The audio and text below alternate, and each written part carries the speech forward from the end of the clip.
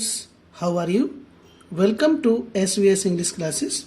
We are here to start video number 4 from the lesson The Last Lesson, अंतिम अध्याय, unit 1। तो video number 4 में आपका पुनः स्वागत है। जब फ्रांज पहले शब्दों में ही उलझ गया और वहां मेज को पकड़े हुए, डेस्क को पकड़े हुए खड़ा रहा, उसका हृदय धड़क रहा था और उसे ऊपर की ओर मुंह करके देखने का भी साहस नहीं हो रहा था।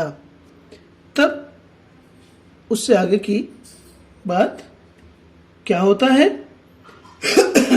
फ्रेंच कहता है, I heard M. Hamel say to me, है कि मैंने एम हैमल को अपने से कुछ कहते हुए सुना। फ्रेंच कहता है कि मुझे ऐसी सुनाई दी कि जैसे एम हैमल मुझसे कुछ कह रहे हों। क्या कह रहे थे? I won't scold you, little French। छोटे फ्रेंच, प्यारे फ्रेंच, मैं आपको डांटूंगा नहीं। स्कोल्ड मीन्स डांटना। प्यारे फ्रेंच, मैं आपको डांटूंगा नहीं। You must feel bad enough. तुम काफी, एनफ मीन्स काफी, मस्ट फील महसूस कर रहे होंगे, बैड मीन्स बुरा, तुम काफी बुरा महसूस कर रहे होंगे। See how it is. देखो यह कैसे हुआ। Every day we have said to ourselves, bah I have plenty of time. Every day प्रतिदिन, रोज, we have said to ourselves, हमने अपने आप से कहा है, यानी हम रोज अपने आप से कहते थे bah, oh, I have plenty of time. Plenty of time means बहुत अधिक समय। मेरे पास तो बहुत समय है, अरे बहुत टाइम है। जब बालकों से पढ़ने के लिए कहते हैं तो वो सोचता है अरे बहुत समय है, पढ़ लेंगे, अभी तो परीक्षा बहुत दूर है, क्या करेंगे। तो उसी बात को फ्रांस कहता है कि मेरे पास तो बहुत टाइम है। I'll learn it tomorrow, मैं इसे कल याद कर लूंगा। लर्न मीन्स याद करना या सीखना। मैं इसको कल सीख लूंगा, कल याद कर लूंगा। एंड नाउ यू सी, अब तुम्हें मालूम होना चाहिए, अब तुम देखो, where we have come out, हम कहाँ आ गए हैं। अब तुम ये देखो, ये समझो कि भाई हम कहाँ आ गए हैं। आहा, that is the great trouble with अल्सेस। अल्सेस के साथ ये बहुत बड़ी परेशानी है। ग्रेट ट्रबल मीन्स बहुत बड़ी परेशानी। ग्रेट का मीनिंग यहां पर महान से नहीं है, बहुत बड़े से है। अल्सेस के साथ तो ये बहुत बड़ी परेशानी है। She puts off learning till tomorrow। She puts off टाल देती है, छोड़ देती है। लर्निंग सीखने का काम, याद करने का काम, टिल टुमारो कल के ऊपर।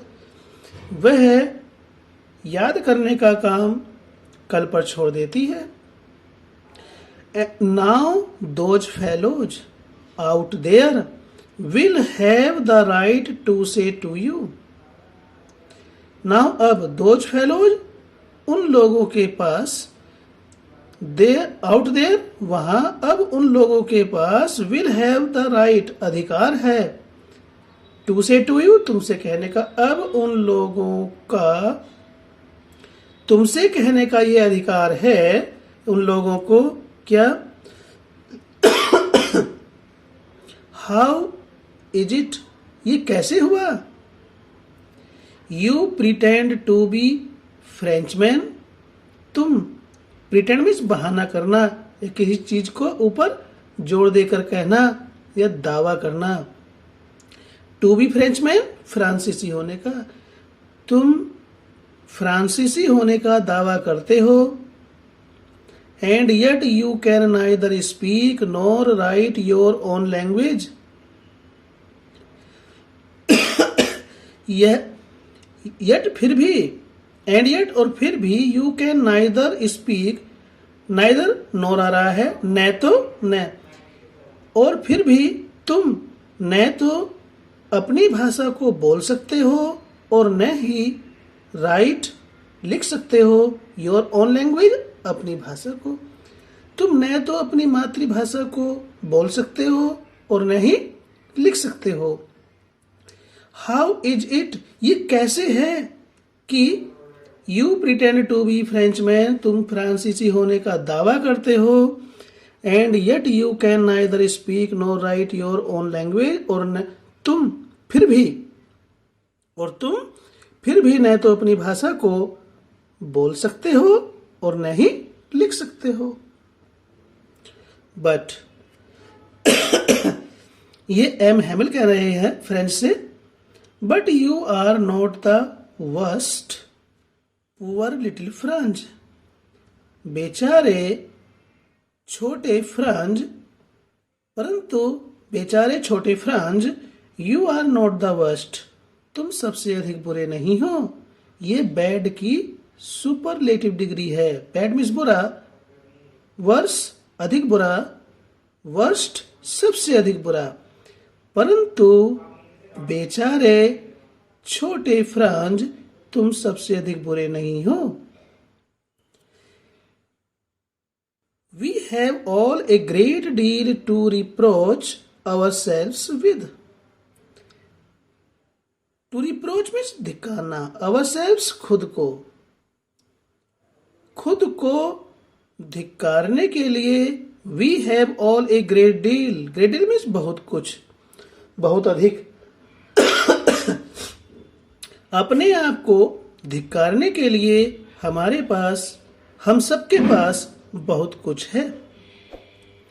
तो देखिए फ्रेंच एम हैमिल के पास खड़ा हुआ है।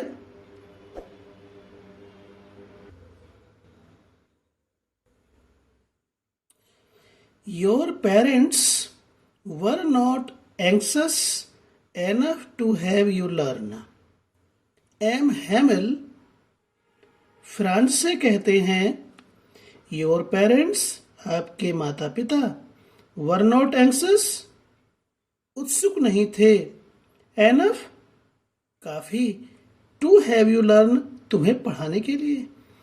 एम हैमिल फ्रांस से कहते हैं कि तुम्हारे माता पिता आपको पढ़ाने के लिए काफी उत्सुक नहीं थे।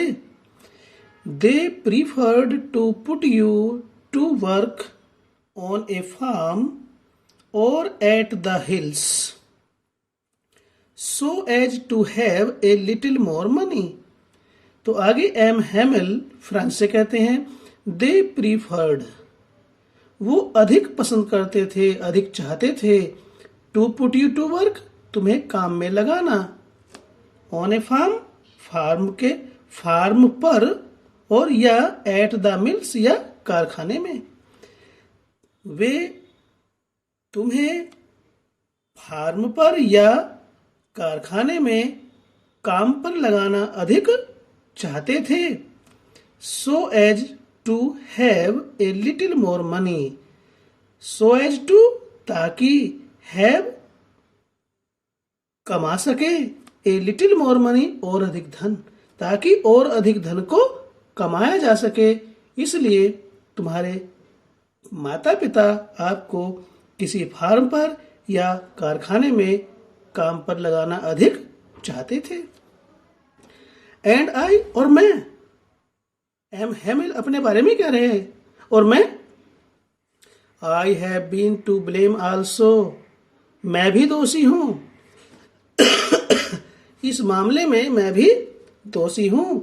Have I not often sent you to water my flowers instead of learning your lessons. क्या मैंने तुम्हें प्राय अपना पाठ याद करने के बजाय, इंस्टेड ऑफ मीन्स के बजाय, लर्निंग योर लेसन, अपना पाठ, यानी कि तुम्हें अपना पाठ याद करने के बजाय क्या मैंने तुम्हें फूलों को टू वाटर में सींचने के लिए, पानी लगाने के लिए नहीं भेजा है? क्या मैंने तुम्हें तुम्हारा पाठ याद करने के बजाय तुम्हें फूलों को सींचने के लिए नहीं भेजा है? And when I wanted to go fishing did I not just give you a holiday? आगे एम हैमिल कहते हैं फ्रांस से, and when I wanted to go fishing, I wanted मैं चाहता था, टू गो फिशिंग मछली पकड़ने के लिए, और जब मैं मछली पकड़ने के लिए चाहता था, मछली पकड़ना चाहता था, तो did I not just give you a holiday, तो क्या मैंने तुम्हें छुट्टी नहीं दी, तुम्हें छुट्टी में भेज दिया और मैं मछली पकड़ने के लिए चला गया? फ्रांस के ना पढ़ने के लिए एम हैमिल भी अपने आप को दोषी मानता है। Then from one thing to another M Hamel went on to talk of the French language, saying that it was the most beautiful language in the world, the clearest, the most logical, that we must guard it among us and never forget it, because when a people are enslaved, as long as they hold fast to their language, it is as if they had the key to their prison. Then फिर इसके पश्चात from one thing, एक बात से, to another, दूसरी बात पर चर्चा करते हुए, या एक पहलू से दूसरे पहलू पर चर्चा करते हुए, M Hamel went on to talk of the French language, M Hamel ने फ्रेंच भाषा के बारे में बात शुरू की या बात करना आरंभ किया। सेइंग, उन्होंने कहा, किसने? एम हैमिल ने कहा, क्या कहा? That it was the most beautiful language in the world, कि ये दुनिया के अंदर या दुनिया में सर्वाधिक सुंदर भाषा है। कौन सी? फ्रांसीसी भाषा। फ्रेंच भाषा दुनिया के अंदर सर्वाधिक सुंदर भाषा है। द क्लियरेस्ट, साफ सुथरी, सबसे अधिक साफ सुथरी है। द मोस्ट लॉजिकल, सर्वाधिक तर्क संगत है। That we must guard it among us, कि हम सबको इस फ्रेंच भाषा की रक्षा करनी चाहिए। गार्ड मीन्स रक्षा करना। एंड नेवर फॉरगेट इट, और इस भाषा को कभी नहीं भूलना चाहिए। बिकॉज, क्योंकि when a people are enslaved, people means लोग होता है। यहां पर ए लिखा हुआ है, जब ये प्लुरल है तो इससे पहले ए क्यों लिखा हुआ है? यहां इसका सेंस राष्ट्र से है।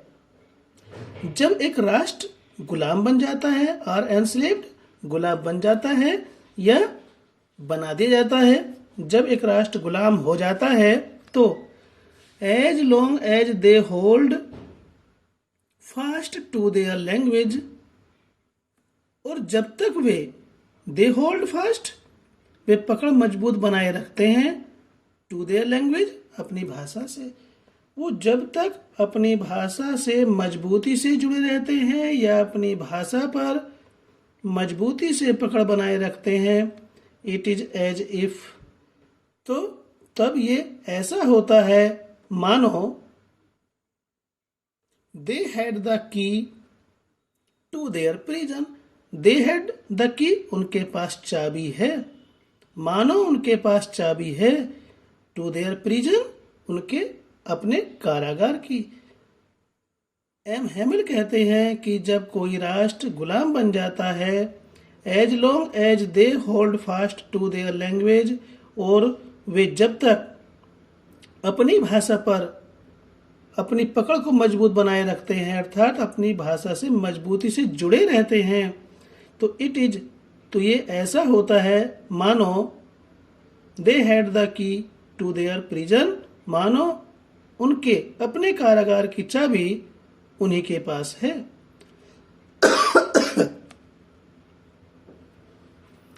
Then he opened a grammar book and read us our lesson. फिर he opened a grammar book, उन्होंने एक ग्रामर की पुस्तक को खोला, and read us our lesson, और हमें हमारा पाठ पढ़ाया। I was amazed to see how well I understood it. French कहता है I was amazed to see देख करके मैं चकित हुआ, how well I understood it, कि मैं इस पाठ को कितने अच्छे तरीके से समझ गया। How well कितने अच्छे तरीके से, I understood it इस पाठ को मैं समझ गया। All he said seemed so easy। आगे फ्रेंच कहता है all he said, जो कुछ भी उन्होंने कहा, उन्होंने पढ़ाया, seemed so easy वह बहुत ही अधिक आसान दिखाई दिया या आसान लगा। उन्होंने अर्थात एम हैमिल ने जो कुछ भी हमें पढ़ाया वह बहुत ही आसान लगा, उससे पहले नहीं लगा था। आई थिंक टू, मैं भी सोचता हूं या मेरा भी विचार है, दैट कि I had never listened so carefully means सावधानी पूर्वक, ध्यान पूर्वक, कि मैंने कभी भी उनकी बात को इतना ध्यानपूर्वक कभी नहीं सुना। मैंने कभी भी उनकी बात को इतना ध्यानपूर्वक कभी नहीं सुना। लिसन में सुना। And that he had never explained everything with so much patience, और कि उन्होंने भी हैड नेवर एक्सप्लेन्ड कभी नहीं समझाया, एवरीथिंग सारी चीजें, विद सो मच पेशेंस इतने अधिक धैर्य के साथ।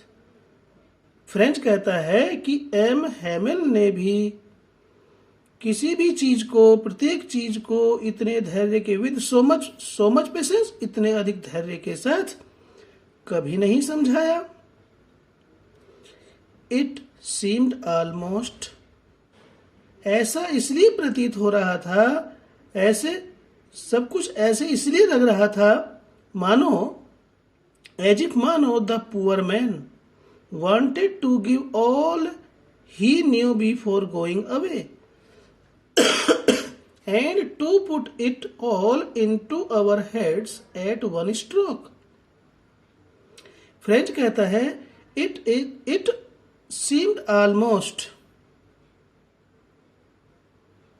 यह सब कुछ ऐसा प्रतीत हुआ, एज इफ जैसे, बिफोर गोइंग अवे जाने से पहले। बेचारा व्यक्ति कौन है? M Hamel. Wanted to give us all, हमें सब कुछ सिखा देना चाहता था या सब कुछ पढ़ा देना चाहता था। ही न्यू, जो वह जानते थे। फ्रेंच कहता है यह सब कुछ ऐसा प्रतीत हुआ जैसे बिफोर गोइंग अवे जाने से पहले, द पुअर मैन वो बेचारा व्यक्ति या M Hamel wanted to give us all, हमें सब कुछ सिखा देना चाहते हैं। ही न्यू, जो वो जानते थे। यानी उनके पास जो जानकारी थी उस सब जानकारी को वे हमें जाने से पहले सिखा देना चाहते थे या पढ़ा देना चाहते थे। And to put it all, और उस सब ज्ञान को to put it all into our heads, हमारे दिमाग में, हमारे मस्तिष्क में, एट वन स्ट्रोक, तुरंत। और वे उस समस्त ज्ञान को तुरंत हमारे मस्तिष्क में उतार देना चाहते थे। तो इस प्रकार से जब हमसे कोई चीज छीन ली जाती है, छीनी जा रही होती है, तब हमें उस वस्तु की कीमत की जानकारी का आभास होता है। और इतनी नहीं छीनी जाती है तो हमें उसी कीमत का आभास नहीं होता है, क्योंकि फ्रेंच भाषा उन लोगों से छीनी जा रही थी, उन्हें वंचित किया जा रहा था और जर्मनी भाषा सिखाई जा रही थी। तो स्टूडेंट्स, ये वीडियो हम यहीं पर समाप्त करते हैं, फिर मिलते हैं आपसे वीडियो नंबर 5 में। और जाने से पहले रिमाइंड करना चाहते हैं कि यदि आपने वीडियो को लाइक किया, आपको अच्छी लगी तो लाइक कीजिए, और सब्सक्राइब नहीं किया चैनल को तो अभी तक, तो चैनल को सब्सक्राइब करें। फिर मिलते हैं वीडियो नंबर 5 में। Till then take care, bye bye.